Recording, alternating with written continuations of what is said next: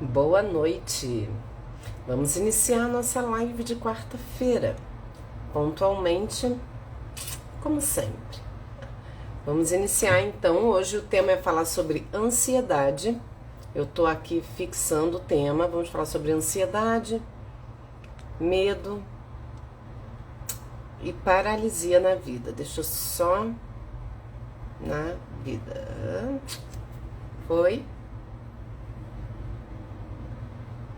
Pronto, tema da live fixado. Boa noite para quem tá chegando. Vamos lá, vamos conversar hoje. Hoje eu tô num cenário diferente, tô no escritório do meu quarto e não na sala como eu costumo ficar. Vamos conversar como é que vocês estão nessa quarta-feira. Por aqui tá tudo em paz, tudo tranquilo. Animados, né? Semana que vem teremos novo feriado. Eu acho que é ótimo, né? A gente podia acostumar com isso. 4 dias úteis e 3 dias de descanso, acho justo. Boa noite, Gorete. Boa noite para todo mundo que está chegando aqui. Vamos lá, dá um minutinho aí para vocês irem chegando, convidando as pessoas. Boa noite, Edna. As pessoas que precisam conversar sobre esse tema, falar sobre ansiedade, sobre medo, sobre paralisia, falta de atitude. Tantas coisas aí que a gente acaba sofrendo na vida, né? A ansiedade impacta bastante a nossa vida. Tá tudo bem com vocês? Me contem aí as novidades. Como é que vocês estão nessa quarta-feira? Boa noite, Rosângela. Sempre tem bastante gente nova também, eu acho bacana isso, né? Só lembrando que a live não fica salva aqui no Instagram, então fiquem comigo, convidem as pessoas para estarem aqui. Boa noite, Poliana. Vamos conversar. Bom, eu acho que a gente pode ir conversando, começando o tema de hoje, devagarzinho. Obrigada, meio novo cenário. Essa parede do armário não é tão charmosa, mas é o que temos, porque hoje minhas filhas estão lá com uma pessoa na sala e tal. Boa noite, Lu. Rosângela, sou nova em seu canal. Que bom, seja bem-vinda, espero que você goste bastante. A live costuma ser bastante interativa, perguntem, conversem, eu sempre falo pra vocês que a live é dinâmica. Desculpem, eu tenho rinite, pra quem não me conhece, eu espirro pra caramba. E gente, eu já tomei, vocês já tomaram vacina? Eu já tomei vacina de influenza, já tomei a de Covid bivalente. Eu sou super alérgica, então eu tenho que estar vacinada pra não sofrer ainda mais. Bom, vamos lá então, gente. Vamos ao que interessa, ao que nos traz aqui essa noite, que é para falar sobre ansiedade, medo e paralisia na vida, né? O quanto que a ansiedade e o medo paralisam a gente, por que isso acontece e o melhor, como lidar com isso, né? Eu acho que isso é o ponto mais importante. Estamos assim também. Pois é, nessa época começa, né? Então vamos lá. Bom, primeira coisa, né, eu sempre falo com vocês sobre ansiedade e eu acho importante sempre voltar a lembrar que a ansiedade por si só não é uma emoção negativa, ao contrário, né, uma dose mínima aí de ansiedade é importante na vida para a gente se colocar em prontidão para realizar as coisas que a gente precisa, seja uma prova, por exemplo, seja um trabalho, uma reunião importante. Quando a gente fica ansiosa para realizar alguma coisa, a gente se prepara para aquilo. Então, algum nível de ansiedade é importante e é bem-vindo.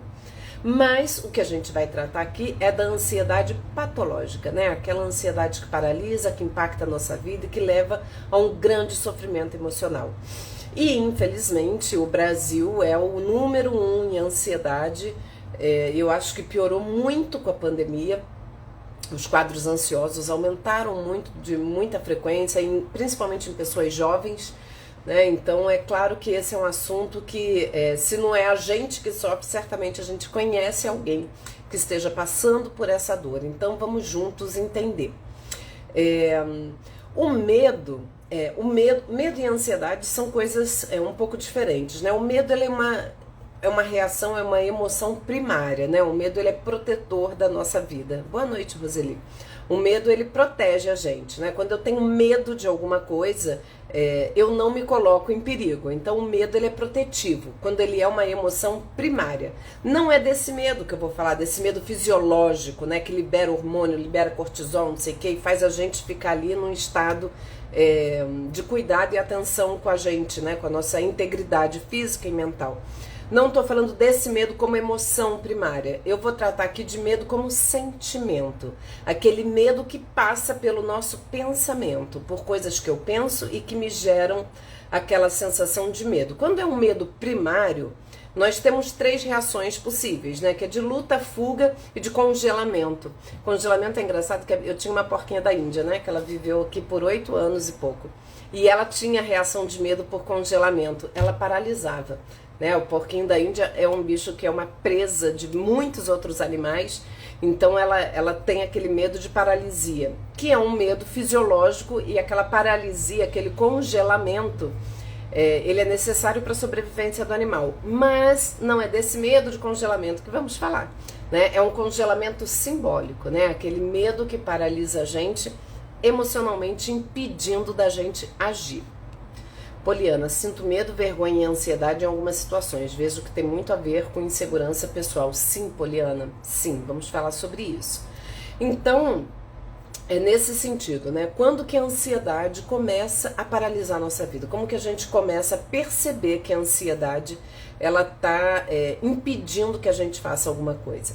A ansiedade, ela gera na gente muitos pensamentos negativos, né? A gente começa... O problema maior da ansiedade que leva a gente a paralisar diante das coisas que a gente precisa realizar é porque a gente é invadido por pensamentos negativos. Então, se eu tenho alguma coisa para realizar, eu começo a pintar um cenário catastrófico.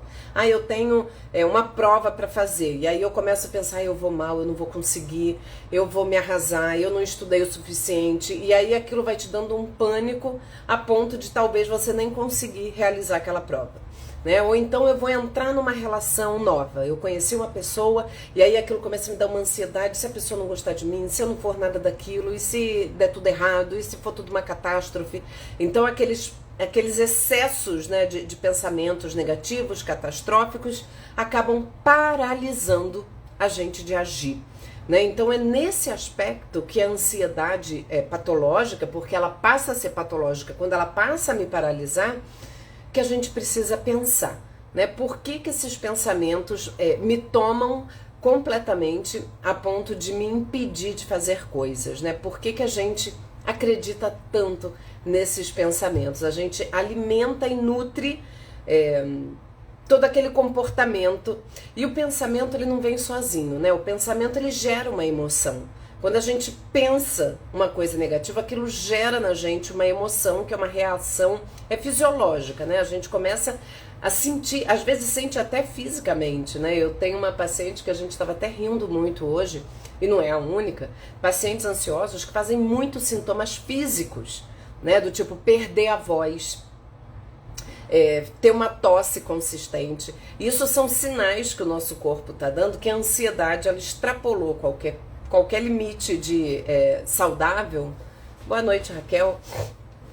E começou a me gerar prejuízo. Então isso são sinais que a gente precisa aprender a detectar na gente, de que aquilo está passando do limite. A ansiedade também paralisa quando ela está associada à procrastinação, né? O procrastinar, eu sempre falo que procrastinação é diferente de preguiça. Qual é a diferença? No meu caso, o coração palpita. Sim, Raquel, palpita muito, né? A gente tem taquicardia, né? É terrível. Qual é a diferença, né? Quando eu tenho preguiça, a minha preguiça normalmente não é seletiva, é uma preguiça generalizada. Eu tô com uma preguiça de fazer determinada coisa, e aí eu não tenho vontade de fazer nada. Aquele dia que a gente tá de preguicinha, não tá vontade de fazer nada. Ok.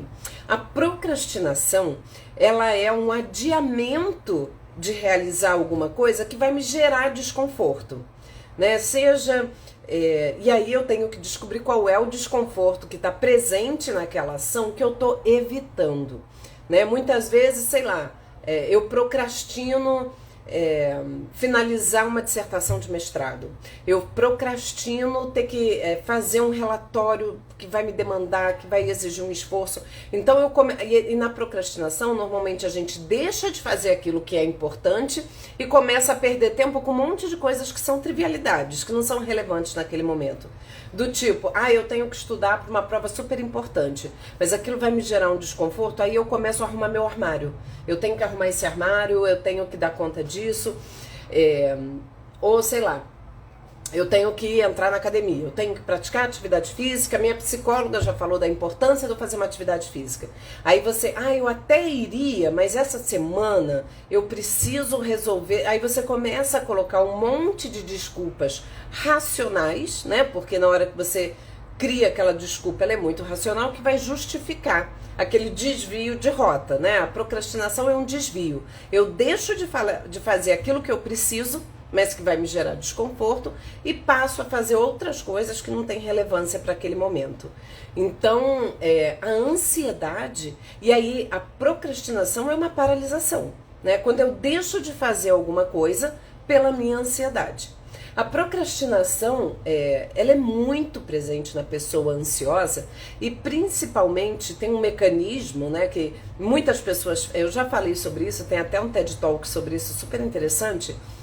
Mas a procrastinação é como se o teu cérebro ficasse te entretendo. Não, depois você faz isso, né? Vamos fazer aquilo outro. A gente vai se perdendo em coisas que não são importantes, se distraindo com coisas que não são importantes para evitar aquela emoção desprazerosa de ter que lidar com alguma situação que eu tô fugindo. Só que na vida a gente muitas vezes tem deadline, que é aquele prazo fatal. Eu tive uma paciente essa semana que passou por isso. Ela adiou uns trabalhos que ela tinha que entregar para a faculdade e deixou assim, estourou o tempo, ela pediu prorrogação e aí veio a deadline, bateu o monstro do pânico que fez ela sentar e fazer tudo que ela precisava. Ficou o dia inteiro fazendo loucamente. Ela conseguiu realizar aquela tarefa, ela procrastinou o quanto ela pôde, mas como tinha um prazo, não teve jeito. Chegou uma hora, ela teve que fazer. Ela sentou e fez o que tinha que ter sido feito. O problema é quando tem essas deadlines, né, que são esses prazos fatais, seja no trabalho, uma entrega de trabalho, uma dissertação de mestrado, um trabalho na faculdade, uma coisa que eu tenha que fazer, que tenha prazo. O monstro do pânico faz a gente agir, nem que seja, né? Eu tenho pacientes que fazem isso, trabalham até meia-noite para entregar um negócio que ele já deveria ter feito uma semana atrás. Mas na hora que chega aquele prazo final, a pessoa dá um jeito e entrega. O problema é quando a gente tem que lidar com as coisas que não tem deadline, não tem prazo fatal para fazer. Então, a gente procrastina com coisas. Quando tem as deadlines, a gente acaba agindo ali no desespero e fazendo. O problema é quando não tem. Por exemplo, preciso entrar na academia, preciso fazer uma dieta, cuidar da minha alimentação, preciso, sei lá, fazer alguma coisa com uma amiga minha e que eu tô adiando.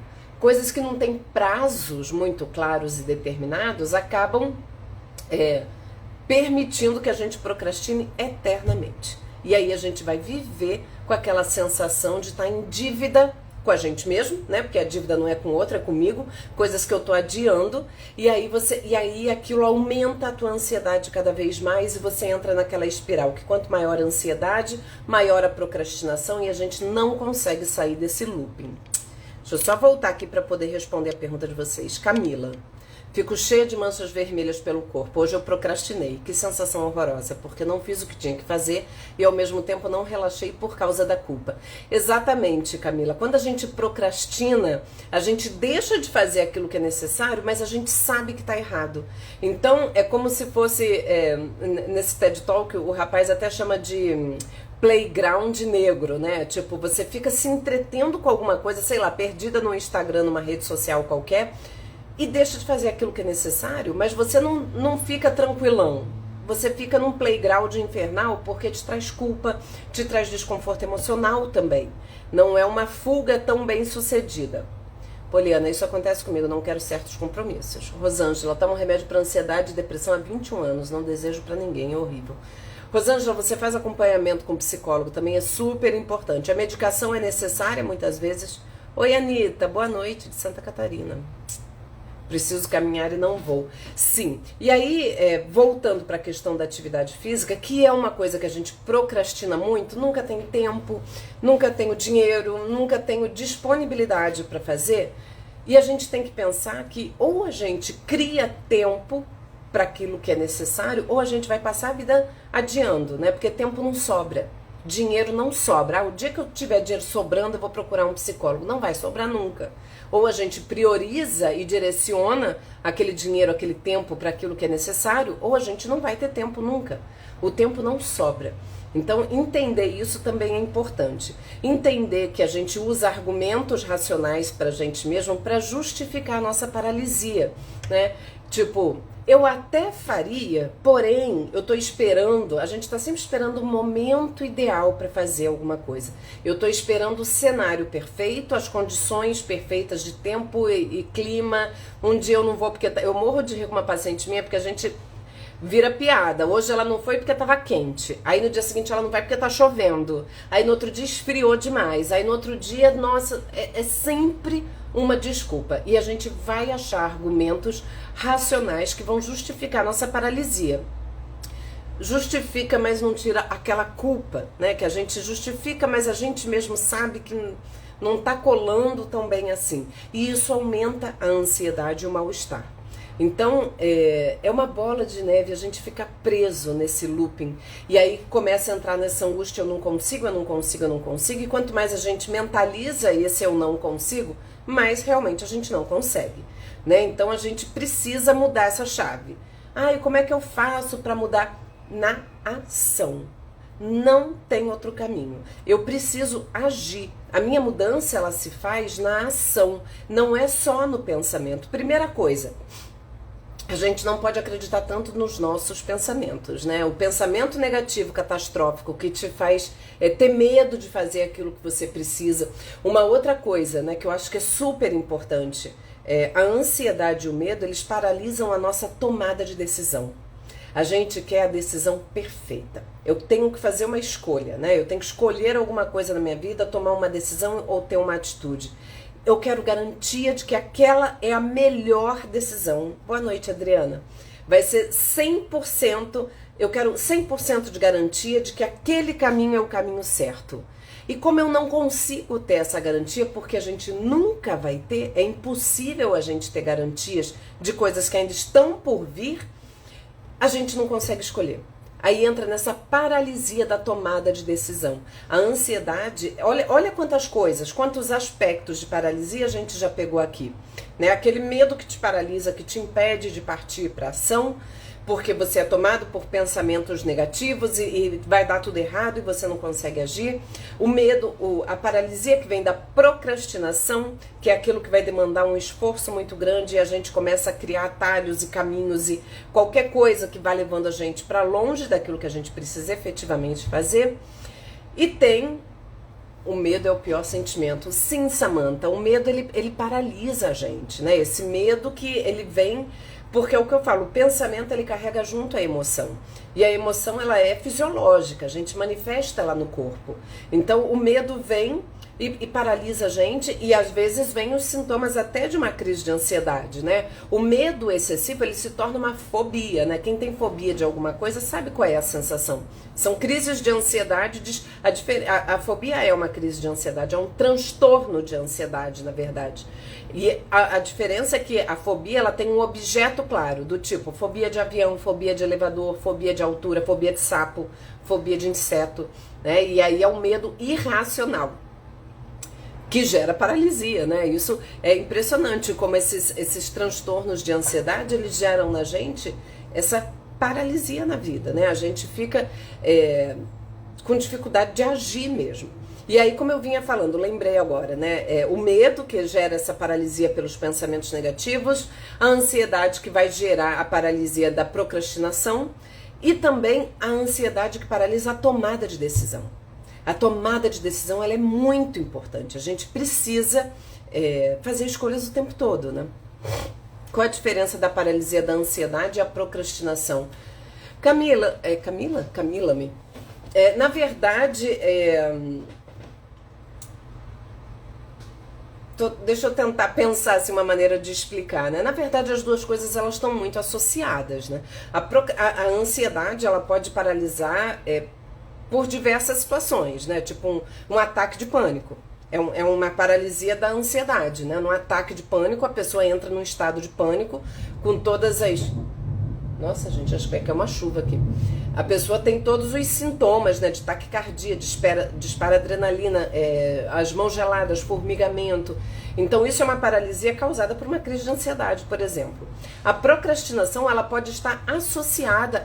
Normalmente, pessoas que procrastinam muito são pessoas muito ansiosas. Né? A ansiedade, eu falo que tem dois comportamentos típicos, muito típicos de pessoas com ansiedade. Um é a pessoa que é hiperativa, que quer abraçar o mundo, que tudo ela quer fazer. Eu tenho vários pacientes com esse perfil, que se sobrecarregam, querem fazer 1000 coisas ao mesmo tempo, trabalham demais, aí querem estudar, e aí querem viajar, e querem estar no programa, tudo elas querem fazer, abraçar o mundo. Tem a sensação de que se elas não fizerem tudo, elas vão ficar para trás. Esse é um comportamento da ansiedade, que gera uma hiperatividade, que é muito produtivo, tá? Essas pessoas que são ansiosas, mas são hiperativas, elas são muito produtivas e são, inclusive, para as pessoas que estão à volta, uma maravilha, né? Você tem um marido hiperativo, ele não para quieto, ele vai querer te ajudar em casa, enquanto está em casa e faz uma coisa, vai no mercado e faz outra, não para quieto, tá sempre ali.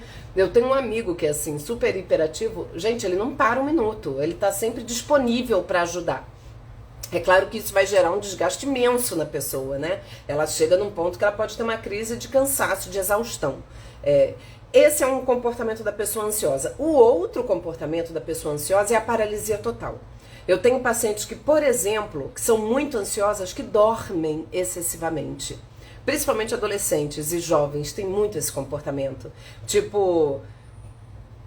sei lá, tá muito ansioso, a mente começa a ficar muito acelerada, aí a pessoa paralisa. E aí você olha para aquela pessoa e pensa, ela não tá ansiosa, ela tá de sacanagem. Porque ela tá deitada na cama. Que ansiedade é essa?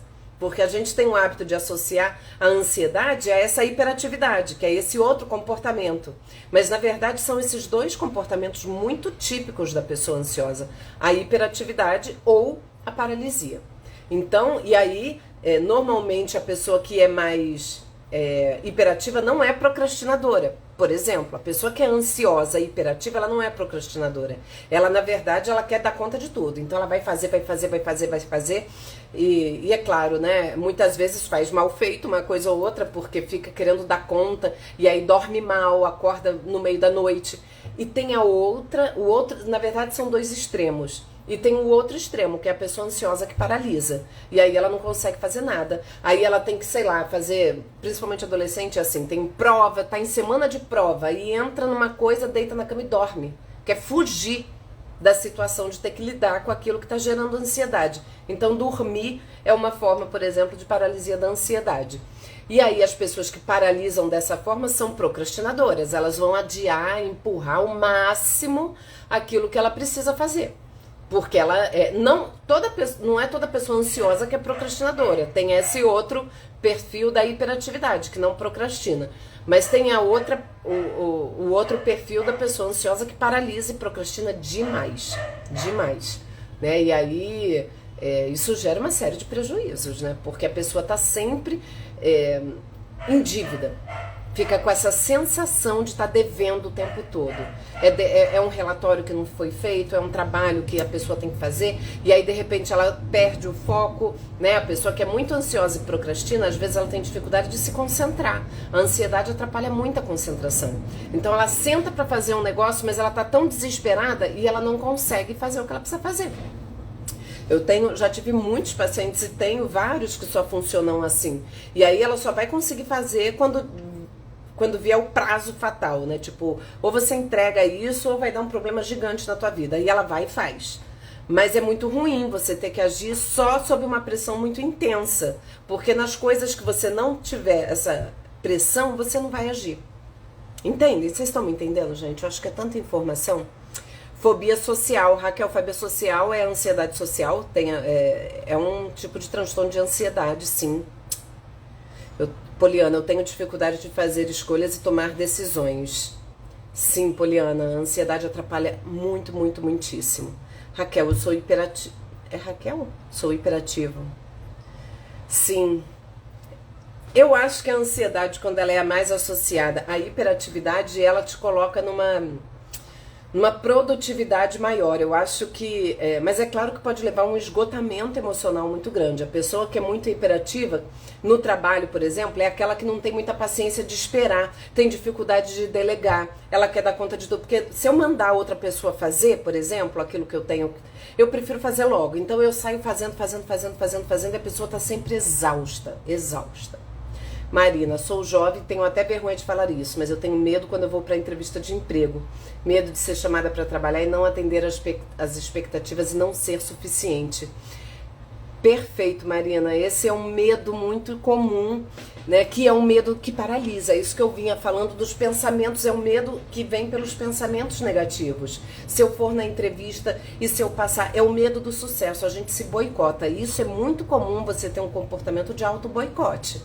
De, por exemplo, sei lá, no dia da entrevista você não conseguir acordar.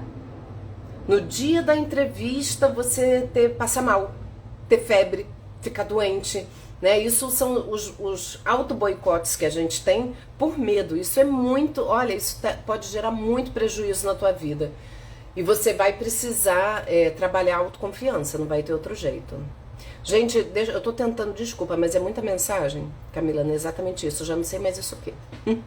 Cristina, minha filha tem distúrbio de ansiedade, toma remédio e faz análise, já fez vários cursos, vai bem até o fim, mas quando vai trabalhar, começa a chorar e diz que não consegue trabalhar naquilo que estudou. Ai, que sofrimento.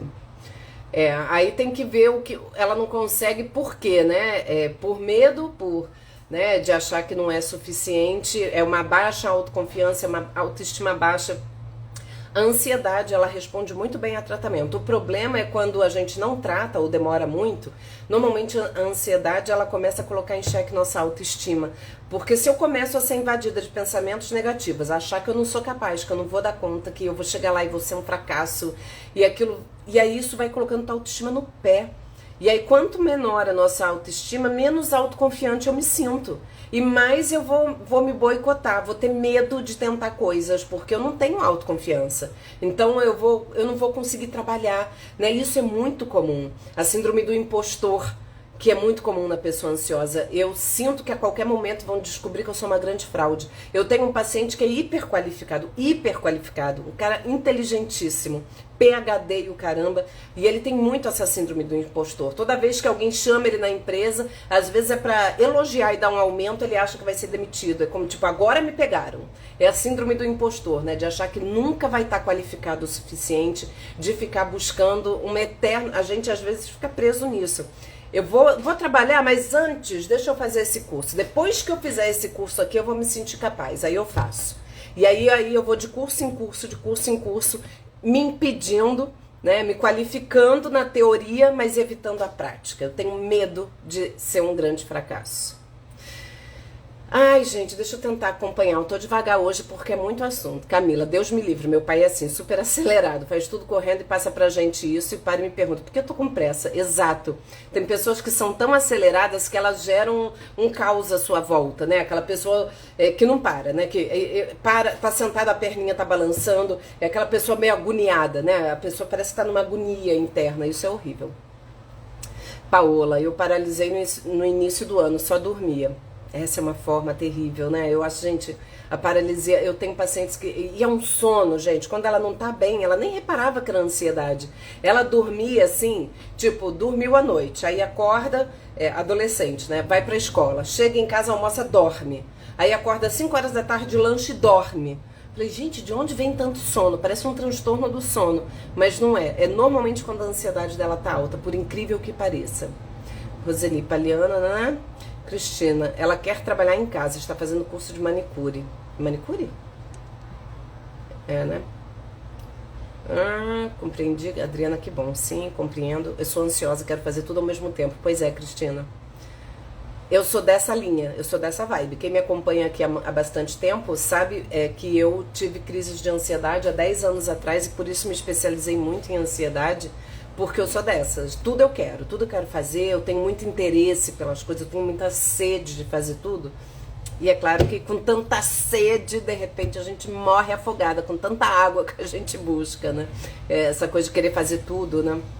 fazer tudo sozinha, eu tenho muito isso, eu dou conta, eu não consigo esperar um minuto. Então, e isso vale pra tudo, gente, até pra trabalho braçal, assim, eu tenho que, sei lá, pedir pra... Meu marido tudo ele quer chamar alguém pra resolver um problema. Eu acho que eu vou lá e resolvo. Eu quero ir lá, eu não tenho a paciência necessária. Hoje já tenho, tá? Mas no passado eu não tinha. Tipo, eu vou chamar alguém pra resolver. Não, deixa que eu resolvo. Eu vou fazendo. É claro que isso gera uma sobrecarga gigante. Paola, às vezes acho que vou enlouquecer de tanta coisa pra fazer e fico procrastinando. Não saio do chão, parece. Sim, Paola. Peraí, gente. Autoconfiança, Roseli, eu mudei de cidade por tantas coisas pra resolver algumas sozinha que comecei a sentir medo de tudo, de não dar certo, sim. Anitta, tive uma paralisia este final de semana, não consegui parar de chorar. Estamos em processo de trocar o carro e ver alguém que poderia comprar o carro deu isso, paralisia. Sim. Gente, isso acontece muito, muito, muito, muito. Raquel, sim, quem sofre bullying na infância ganha esse sentimento de fracasso. Sim, Raquel, perfeito, já era assim. Esse sentimento de ser pouco, né, insuficiente, incapaz, já era assim. Valéria, Patrício, eu estou assim, faço cursos e mesmo assim não me sinto capaz. Tenho medo de tudo, até mesmo de olhar para as minhas dores. Eu faço tratamento desde outubro, mas não me sinto capaz. Calma, calma. Gente, então vamos lá. Já que a gente já alinhou, já percebi que todos nós aqui estamos sofrendo das mesmas dores, falando da ansiedade, seja pela ansiedade que te leva a querer fazer tudo, medo de alta velocidade quando eu estou no carro, sim.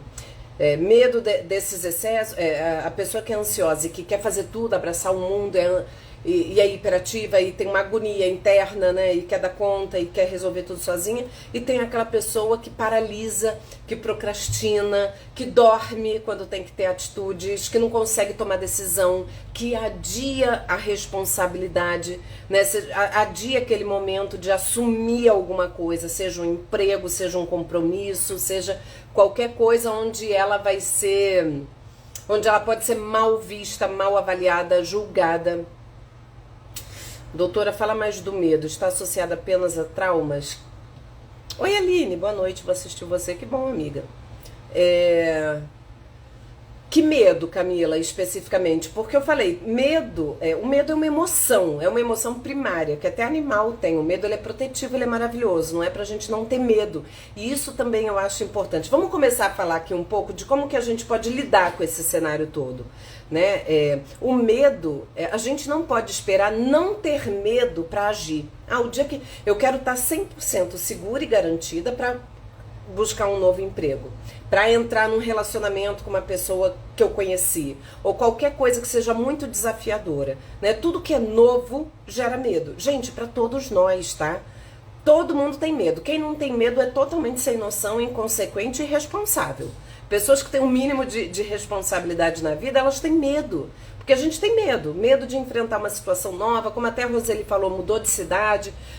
Situações que são novas pra gente geram uma sensação de insegurança. Tô chegando aqui agora, tenho que dar uma tateada, ver qual é o terreno que eu tô pisando, porque eu tô pisando, né? Eu tenho que chegar aqui devagarzinho e sentindo. Então a gente não pode esperar não ter medo para fazer alguma coisa. Esse é um primeiro ponto que eu acho que é super importante da gente pensar. Eu não posso não ter medo. O dia que eu não tiver medo, eu vou fazer. Então você não vai fazer nunca. Deixa eu ver, Roseli, ao contrário de mim, meu irmão quer fazer várias coisas de uma vez, me deixa nervosa. Medo de decisões e relacionamento, sim. E aí, Camila, tem muito a ver com autoconfiança, tem muito a ver com autoestima.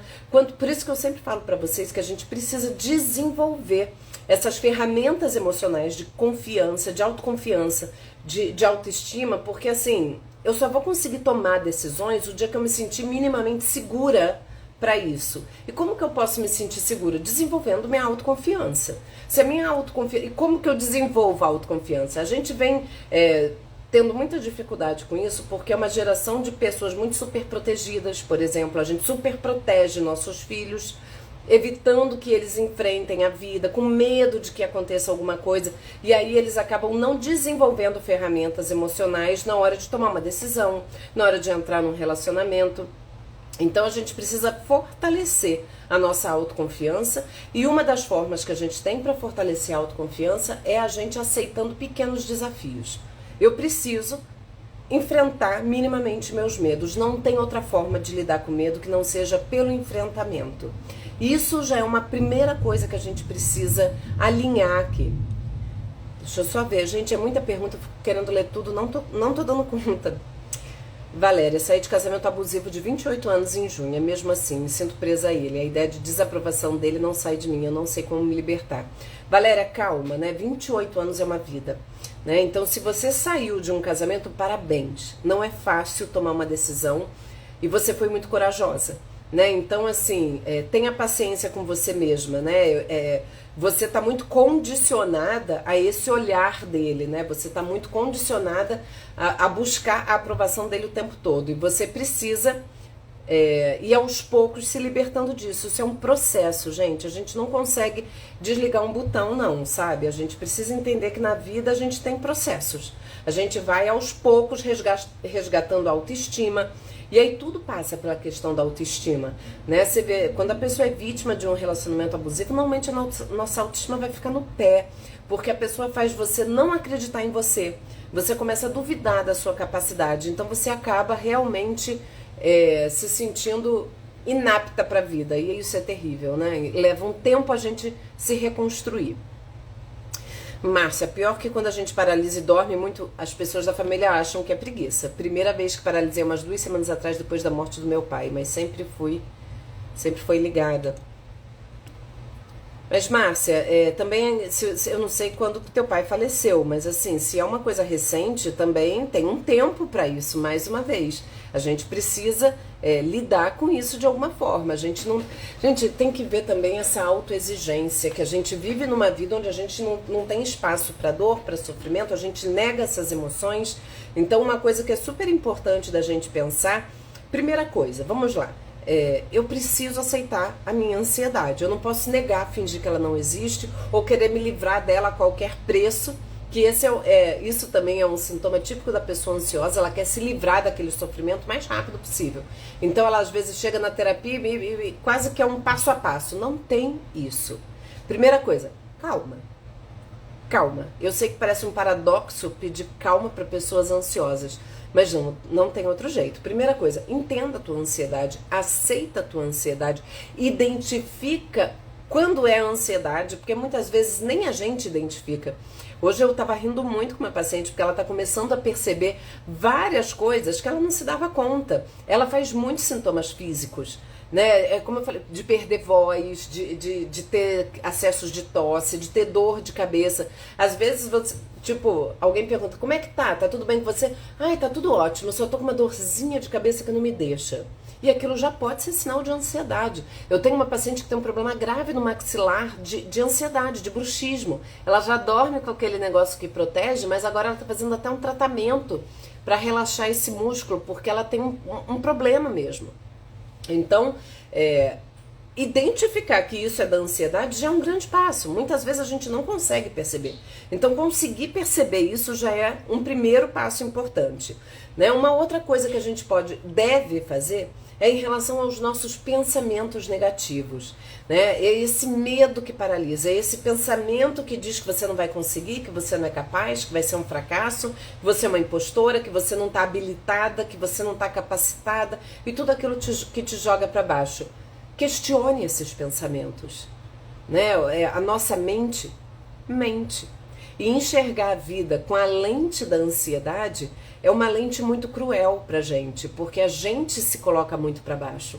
A gente se coloca em xeque com muita frequência por conta da ansiedade, né? Eu começo a olhar pra mim e começo a achar que eu não sou capaz, que eu não vou dar conta, que é muito, e não tem isso. Isso não existe. Isso são pensamentos que você está tendo que não são baseados na realidade, são baseados nas suas inseguranças. É uma leitura de cenário que você faz completamente comprometida pela tua ansiedade e pela tua insegurança. Não corresponde a fato, né? Do tipo, eu vou chegar lá no trabalho e vou parecer ridícula porque eu falei isso e falei... Gente, não tem isso. Não aconteceu nada e você já está prevendo que vai ser um caos porque você está ansiosa e insegura. Então começa a questionar os seus pensamentos, não leve, não valida tanto aquele pensamento, porque muitas vezes a gente ouve os nossos pensamentos e fica, é uma intuição, tem alguma coisa que está me dizendo que vai dar tudo muito errado. E não tem nada a ver com intuição. É a tua insegurança que está te fazendo ter essa leitura da vida muito contaminada pela ansiedade. E aí você passa a ter sempre esses pensamentos catastróficos, né? De que você não vai dar conta, que aquilo é maior do que você, que não sei o que. Gente, isso não existe. Né? Vamos tentar, sabe, redimensionar essas coisas na vida. Começar a olhar para... Questiona seu pensamento, do tipo... se eu for nessa entrevista de emprego vai ser um caos. Por quê? Por que você está pensando isso? Já aconteceu? Você já foi em alguma entrevista e foi ridicularizada na entrevista? Não. Provavelmente não. Né? Não é um estresse pós-traumático. Eu passei um trauma e aquilo me gerou um transtorno de estresse pós-traumático, que é um tipo de transtorno de ansiedade. Né? Não, provavelmente, e isso é uma coisa super importante da gente lembrar, que a nossa mente mente. E que 90% dos meus problemas e do meu sofrimento ansioso é baseado em pensamentos de coisas que nunca aconteceram. Então, isso também é muito importante. Questione seus pensamentos. Né? Não seja escrava deles. Né? A gente gera esse pensamento. Ele não é uma realidade. Ela é gerada pela minha insegurança e pelos meus medos. Inclusive, esses pensamentos negativos, eles são sinais que a gente tem que ver.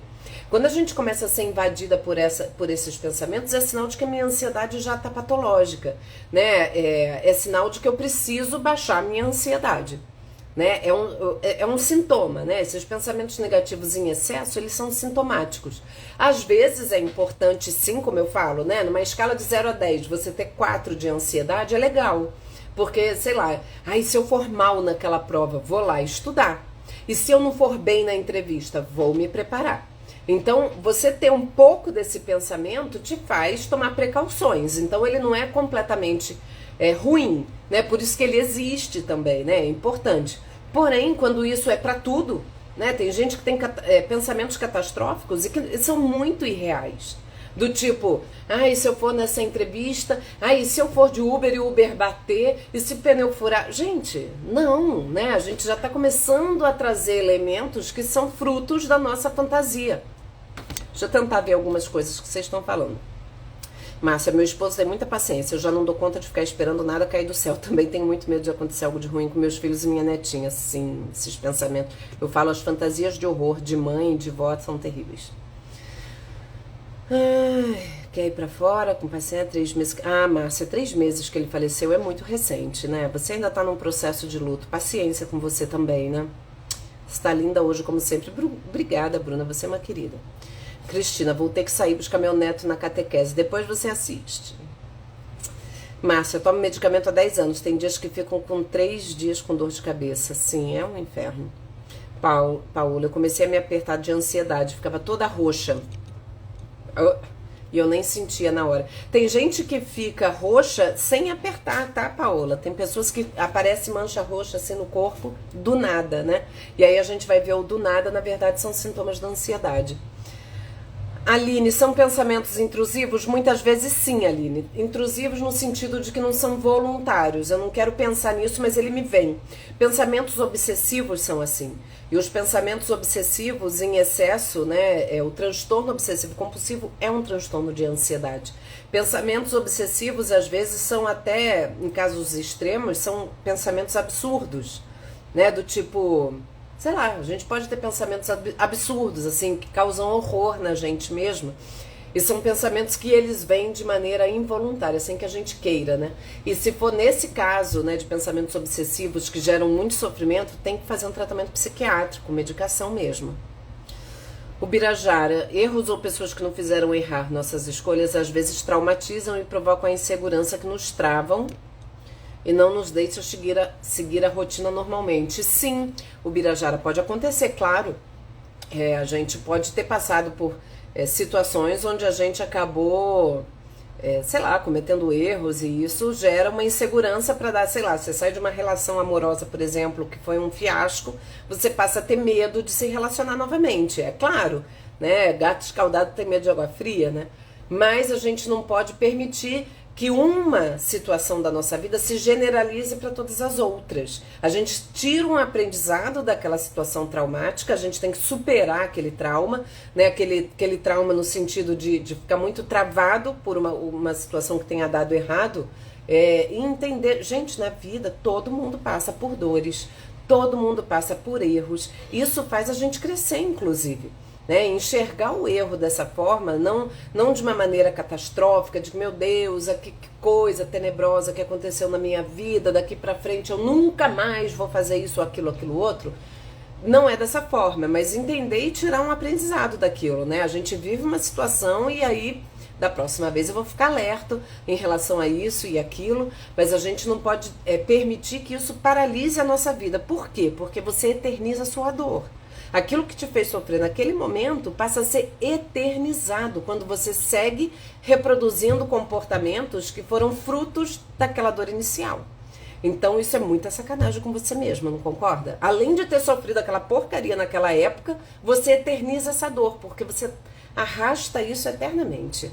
Não faça isso com você. A vida é muito curta para ser pequena, não esqueçam.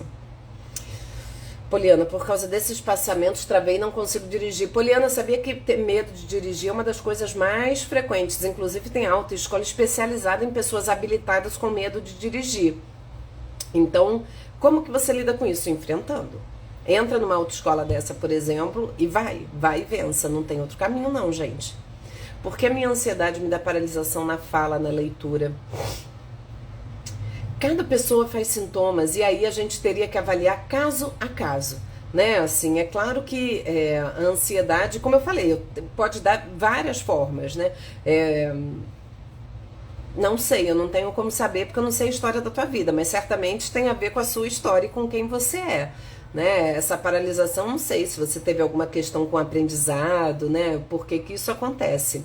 Eu não tenho como saber, gente, no caso a caso, mas porque o sintoma ele é muito subjetivo, ele tem a ver com a história de cada um, tá? Adriana, poderia me explicar sobre fobia social? Tenho, mas não sei como sair.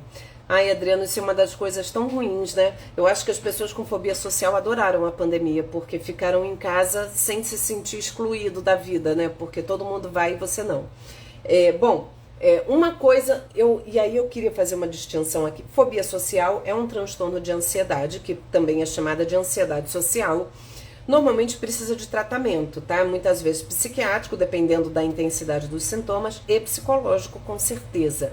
É difícil sair sozinho, né? Porque se já tá sedimentado como um quadro de transtorno, provavelmente você vai precisar de ajuda profissional.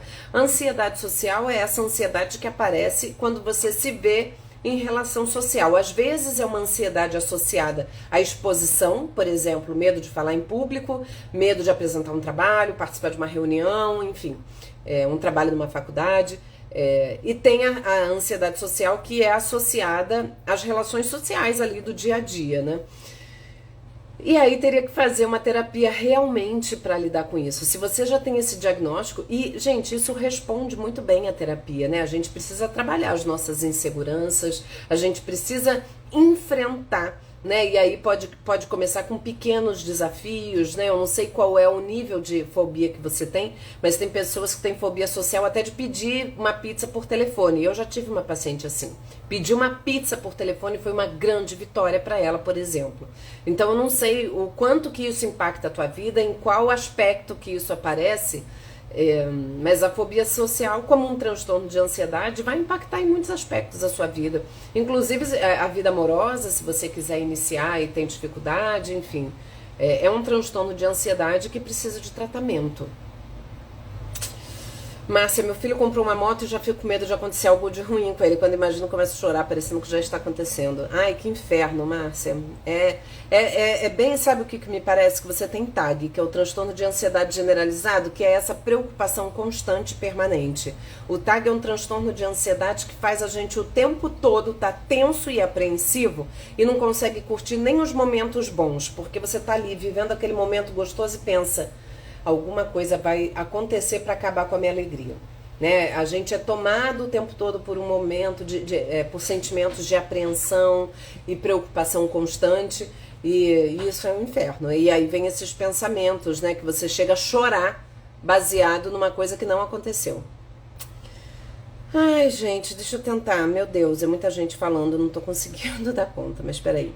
Como conseguir diminuir a ansiedade e o medo? Então vamos lá, gente. Vamos então partir aqui o que fazer, né? Tendo em vista esses diversos quadros de transtorno de ansiedade que a gente tem, como que a gente pode conseguir diminuir isso, né? Porque obviamente isso traz muito impacto na vida. E como eu já falei, primeira coisa, identificar a tua ansiedade, identificar quais são os gatilhos da sua ansiedade, identificar quais são os sintomas da sua ansiedade.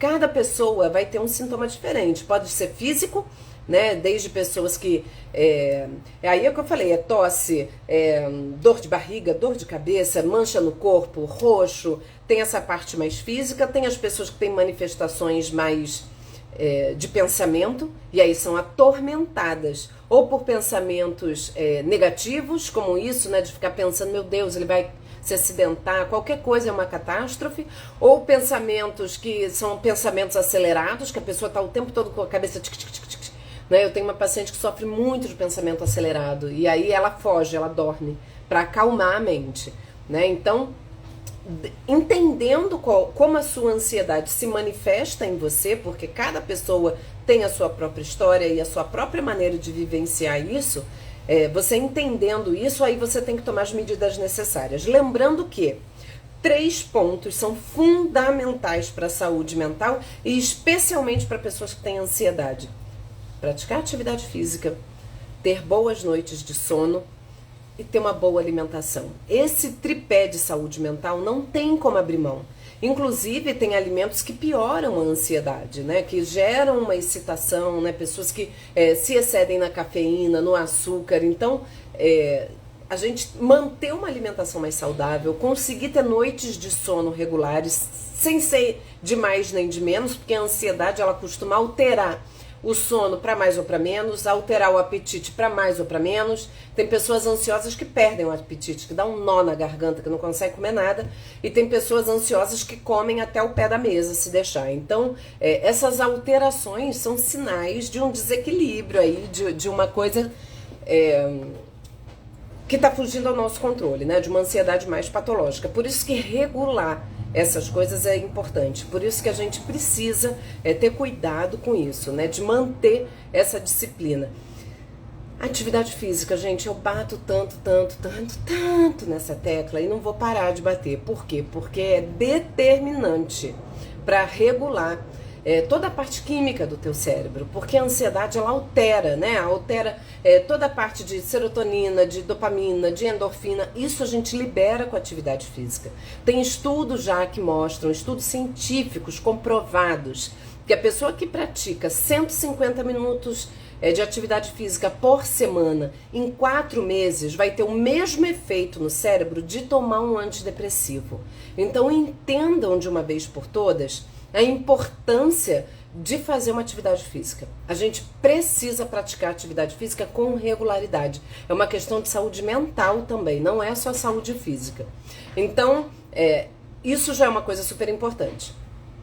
Oi, Rod. Gente, quando estou muito ansioso, eu tomo um copo de leite morno e super funciona. Exemplo, antes de uma entrevista de emprego. Sim, Rod, isso é interessante que cada pessoa vai ter as suas estratégias para lidar com a sua própria ansiedade.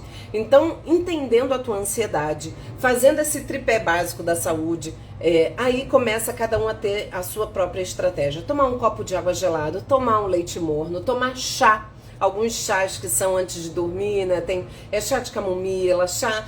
Tem gente que é com cheiro, colocar um cheirinho de lavanda no quarto para favorecer uma boa noite de sono, por exemplo. Tomar um banho gostoso para relaxar. Isso são estratégias e aí cada pessoa vai ver o que funciona para ela para reduzir a ansiedade. Para quem sofre, por exemplo, com muito pensamento acelerado, com aquele tic-tic-tic-tic, né? Eu tinha uma paciente que o pensamento dela era tão rápido que até a fala era comprometida, porque a parte motora não acompanhava a velocidade do pensamento. Nesses casos, a respiração ajuda muito. Com certeza, Cláudia, nesses casos, e aí fazer exercícios de respiração e meditação. Eu falo pra você, aí toda pessoa ansiosa vai falar, não consigo meditar. Claro, né? A gente que é ansioso tem dificuldade. Eu mesma fiz um curso de meditação transcendental há anos atrás e eu cheguei igual uma boba, né? Tipo, achando tudo meio engraçado, né? Tipo, meu Deus, eu não vou conseguir atingir esse estado de plenitude. Gente, mas não é isso, é uma grande ignorância, na verdade, né? A meditação não é esvaziar o pensamento, parar o pensamento. Nosso cérebro não para, nem dormindo, porque a gente sonha. Então não é parar o teu pensamento, né? Vou deixar como se fosse uma coisa branca na cabeça. Não tem como, né? Não tem como. Pelo menos para a maior parte dos mortais não tem como, né? Não sei se um monge budista iluminado consegue, mas nós, pessoas comuns, conseguimos praticar meditação e alcançar uma diminuição dessa velocidade de pensamento. A gente consegue acalmar a mente com meditação. E aí a meditação tem várias técnicas de meditação. Tem a meditação transcendental que eu fiz, que foi excelente. Tem meditação guiada, tem meditação que a pessoa vai te orientando, tem meditação que é uma coisa mais corporal. Então, entra no YouTube da vida, coloca lá, aliás, no meu próprio aplicativo do celular, por exemplo, tem um negócio de meditação. Então, testa. Ah, mas eu não consigo me concentrar. É assim mesmo. Você não vai meditar um dia e sair linda, maravilhosa. Faz como regularidade. E às vezes são 10 minutos. 10 minutos de manhã, 10 minutos de noite. 10 minutos. Eu não tô falando para você meditar 1h30. E isso ajuda muito, muito mesmo. Então, assim, para você que nunca fez, busque fazer. Isso ajuda. Então, antes da gente dizer que não funciona, experimenta. Né? Então, e não é experimentar uma vez, é igual ir pra academia. Ah, eu vou pra academia um dia vou estar ótima. Não é isso, você precisa ir com regularidade, não tem jeito. Existem também alguns suplementos que ajudam na ansiedade, como dimalato de magnésio. E aí pesquisem, porque essa área mais médica eu não quero entrar, porque eu não sou a especialista recomendada para falar sobre isso.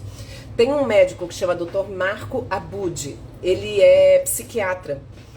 Obrigada, Adriana, como sempre me ajudou muito. Que bom, Gorete. O Dr. Marco Abud é psiquiatra e ele fala muito sobre ansiedade. Ele tem canal no YouTube que chama Saúde da Mente, se eu não me engano. E ele fala muito sobre suplementos que ajudam a ansiedade, né? Suplementos mesmo. Eu tomo dimalato de magnésio. Existem alguns suplementos que favorecem o nosso cérebro, a nossa mente e que ajudam no controle da ansiedade. Então, pesquisem sobre isso, né? Eu acho que é super importante. Ai, deixa eu ver. Bom, uma outra coisa é usar técnica de enfrentamento. Como que eu lido com medo? Enfrentando. Gente, não tem outro caminho. Faça pequenos enfrentamentos. Não vai chegar e querer resolver seus problemas num dia. Mas pequenas coisinhas, né? Você tem... vença pequenos desafios. Coloque para você pequenos desafios. Às vezes um desafio por semana, né? De repente até... o seguidor falou aí sobre ansiedade social. Ah, eu tenho ansiedade social. Então, nessa semana eu vou me comprometer a fazer alguma coisa que seja desafiadora pra mim. Nem que seja pedir uma pizza por telefone. Dependendo do que a pessoa tenha, né? E aí cada pessoa vai ver qual é o seu maior desafio. Ah, eu sou muito procrastinadora. Então, essa semana eu vou enfrentar a minha procrastinação e vou fazer aquilo que eu preciso. Ah, eu tô boicotando oportunidades de trabalho. Então, essa semana eu vou entrar no LinkedIn e vou me candidatar a alguma vaga. Enfim, coloque pequenos desafios para você e não espera não ter medo para fazer alguma coisa. Vai com medo mesmo. Ter coragem não é não ter medo. Ter coragem é fazer apesar do medo. É ter controle do teu medo, não é não ter medo. Então, entender isso é muito importante. E sair dessa lógica meio perfeccionista, né? Eu sempre falo, gente, as pessoas acham que ser perfeccionista é uma qualidade e é um grande de um defeito, né? Porque a pessoa perfeccionista, ela nunca está satisfeita com aquilo que ela tem. O perfeccionismo não é fazer o meu melhor, é fazer o perfeito. E o perfeito, ele está no mundo do ideal e não do real. Então eu fico sempre querendo fazer aquilo que é perfeito e eu acabo não conseguindo, óbvio, né? E me frustrando com aquilo. E aí eu acabo não querendo fazer as coisas porque eu quero que elas saiam perfeitas. Eu quero ter 100% de certeza que aquele é o melhor caminho. E aí isso vale para tomada de decisão. Gente, tomada de decisão ela é um exercício que a gente precisa fazer. A gente tem que parar de ter necessidade de garantia na vida. Por que que eu tenho medo de que alguma coisa saia errada? E se sair? Sai errado para todos nós, né? Para qualquer pessoa de sucesso. Qual é a diferença da pessoa que alcança o sucesso daquela que não alcança? Aquela que alcança não desistiu. Ela caiu, levantou, ela caiu, ela levantou. Não é uma pessoa que nunca fracassou. É uma pessoa que não desistiu com o fracasso. Então entendam isso. Por que que você fica achando que você tem que ser perfeita ou perfeito para alcançar aquilo que você quer? Por que que você acha que você vai decepcionar alguém? Não tem isso. E uma coisa que eu sempre falo, ninguém tá nem aí pra você. Entenda isso. Né? A menos que você seja Beyoncé. Ninguém tá nem aí. As pessoas podem falar, mas a vida passa. Gente, ninguém tá nem aí. Às vezes a gente, eu tô acima do peso. Eu tenho uma amiga que falou isso. Eu só quero ir pra academia quando eu estiver magra. Gente, é uma inversão de lógica. Você vai pra academia para te favorecer no emagrecimento. Não é eu não vou pra academia desfilar. Eu vou pra academia cuidar da minha saúde. Malhar, não existe isso. E quer saber? Ninguém tá nem aí pra você. Gente, não, vai pra academia. Ninguém tá nem aí pra você na academia. Às vezes a gente tá preocupada. Gente, só vai. Só vai. Entenda, né? Eu acho que a gente tem que também, a gente tem que se redimensionar na vida. Eu não sou tão importante assim. As pessoas não estão atentas ao que eu estou fazendo na maior parte do tempo. A gente pode ter um ou outro vizinho fofoqueiro que comenta, mas gente fofoqueira comenta e daqui a pouco tua história já é velha. No dia seguinte já nem lembra mais quem você é. Não tá nem aí. Então, assim, vamos parar de ficar com essa ideia de que, porque se eu tiver... Gente, não. Você é só você. Tá bom. Né, assim... Eu acho que a gente entender isso não é no sentido da gente se desqualificar, mas é a gente se tirar tanta importância. Né? Quando a gente... É igual a ansiedade social. Se eu chegar lá, todo mundo vai olhar pra mim. Não vai, meu amor. Não vai. Vai por mim. Ninguém tá nem aí pra você. Não vai ficar todo mundo olhando porque você chegou. Não vai. Rod, eu tinha pavor de apresentar trabalho, consegui superar apresentando meus trabalhos para minha família antes, isso me deu segurança. Excelente, Rod, é isso, a gente treina, né? Treina com a família, treina com o espelho. A ansiedade, queria ir pra academia só tirar foto. Como tá sendo bom ouvir isso. Que bom, Cláudia. Mas pensem nisso, pensem. Manu, você tá aí? Muito eu. Bom, pensem nisso, né? A gente tem que parar com essa mania de a gente achar que é tão importante. Todo mundo... Não, gente, não. Não, vai por mim. Vai por mim. A menos que você seja a Beyoncé, ninguém tá nem aí pra você. Então, a gente tem que parar com essas coisas, né? A gente tem que se olhar com um pouco mais de autocompaixão mesmo, né? Às vezes a gente perdoa um monte de coisa no outro e na gente nada tem perdão, né? O que eu fiz é imperdoável, o que eu fiz... Não tem isso. Não tem isso. Então a gente entender isso é tão importante. Eu acho que as redes sociais, elas dão uma falseada em tantas coisas, né? Elas acirram um pouco essa coisa da nossa autoestima baixa, da gente achar que a vida do outro é muito linda, tudo é perfeito. Não tem isso, gente. Não tem nada. Tá certíssima, sabe muito. Mas não, você não conta, você é amiga da minha filha. Brincadeira, conta assim, tá? A gente tem que ficar atento a essas coisas, sabe? Eu acho que a gente sofre com muitas coisas assim que são uma bobagem. E quer saber, a vida passa. A vida passa. E às vezes a gente fica, não, eu tenho que esperar, o tempo vai resolver. Eu sempre falo, gente, o tempo não resolve nada. Quem resolve sou eu. O tempo só passa. Ou eu assumo o protagonismo da minha vida, assumo as rédeas da minha vida. Eu não sou mais uma criancinha, né? Nós aqui somos adultos. Vamos juntos entender isso de uma vez por todas. Eu preciso lidar com essas questões. Trabalhar as minhas inseguranças e é para ontem. A gente a gente supervaloriza um tanto de bobagem. Isso é um tanto de bobagem. Quando a gente começa a entender isso, sabe? Isso é libertador. Quando a gente entende que a gente é só mais um na multidão, gente, é maravilhoso. É muito libertador. Deixa eu ver. Flor, verdade. Às vezes a gente perde tempo com muitas coisas sem importância. Com certeza, Flor. Ter o mínimo de autocarinho. Exato, Aline. Às vezes a gente é tão legal com o outro e tão cruel com a gente, né? Márcio Vini, verdade. Essa semana tive crises de ansiedade. Crise de ansiedade é horrível, Márcio. Eu não sei se você já se trata. Crise de ansiedade é ruim, judia da gente. Quando ela é muito intensa, dá até uma ressaca da ansiedade, né? Quando a gente tem crise que ela é muito intensa, é uma descarga de adrenalina tão grande que às vezes depois dá até uma moleza no corpo, a gente fica muito mal. E precisa de tratamento. A gente precisa entender que os transtornos de ansiedade são um funcionamento transtornado. Não é disfuncional. A gente precisa tratar. E tratar não é deixar a vida me levar, o efeito lagartixa que eu falo. Eu corto lá o rabinho e ele cresce sozinho.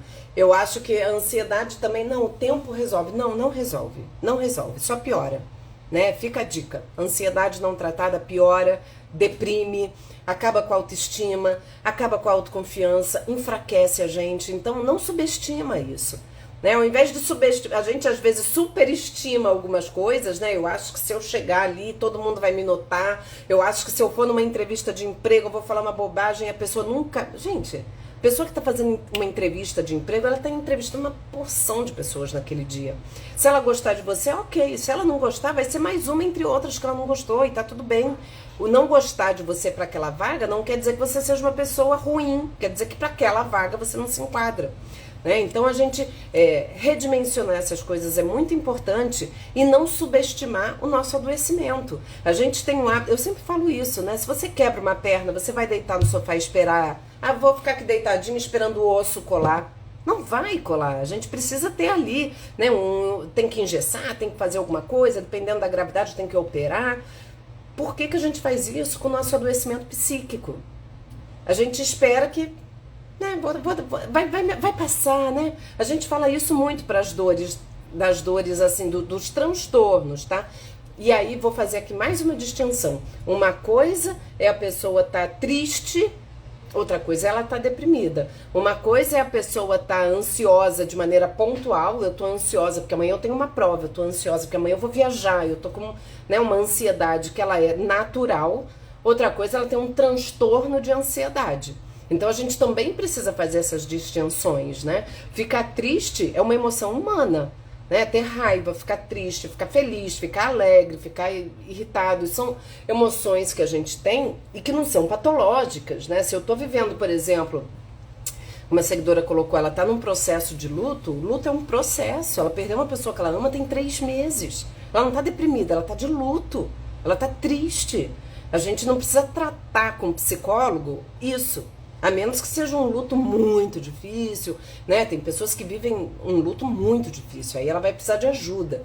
Mas quando é um luto natural da vida, a gente precisa aprender a lidar com ele, sem querer remediar todas as dores da alma, né? Mas uma coisa é isso, as emoções da vida, outra coisa são os transtornos mentais.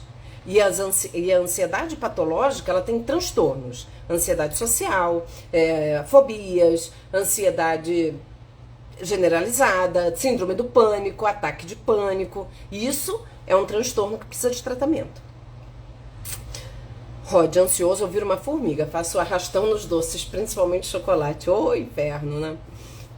Se isso não é uma coisa que seja tão rotineira e que você consegue contornar, tudo bem também, né? A gente tem que tomar cuidado. Tem algumas coisas que são paliativos, que não resolvem nada. Às vezes é só um confortozinho que ajuda e a gente precisa ver a diferença. Márcio, qual especialista procurar para tratar isso? Psicólogo ou psiquiatra, ou os dois, dependendo da gravidade dos teus sintomas, tá? Mas de preferência psicólogo, de preferência não, obrigatoriamente psicólogo ou psiquiatra. Normalmente, se você for num psicólogo que é bom e que avalia que você está com sintomas que são muito intensos, ele te encaminha para um psiquiatra. E se você for num psiquiatra que é um cara bom, ele vai te encaminhar para terapia. Então, de preferência, as duas coisas juntas, tá? 9h10, meu Deus, tô falando muito hoje. Hoje a live foi maravilhosa. Muita gente aqui. Vocês tão participativos que eu não sei nem se eu consegui responder a todos. Mas espero que vocês tenham entendido algumas coisas que são básicas. com relação a essas procrastinações, paralisias, ansiedades, transtornos e toda a sorte aí de coisas que a gente experimenta na vida, entender um pouco a diferença, e isso parte de autoconhecimento. Eu tenho que me conhecer para eu poder me estranhar, eu tenho que saber, né, como que eu funciono normalmente, e para isso eu tenho que estar atenta a quem eu sou, né? Ao invés de eu ficar olhando para fora, achando que os outros vão falar sobre mim, esqueça. Olha para dentro, o que que você sabe sobre você. E quando eu sei algo sobre mim, o que dizem não me importa. Né? Eu já falei isso com vocês várias vezes. Na última live sobre autoconhecimento, eu falei muito sobre isso. Quem não assistiu, corre lá no YouTube que tá lá, tá? Então, que complementa bastante a live de hoje, porque o autoconhecimento ele é a base pra gente poder identificar até o estado adoecido. Tá bom? Bruna, de nada, que bom que você gostou, você é sempre querida. Eliana, né? Foi linda, obrigada. Emily, maravilhoso, que bom.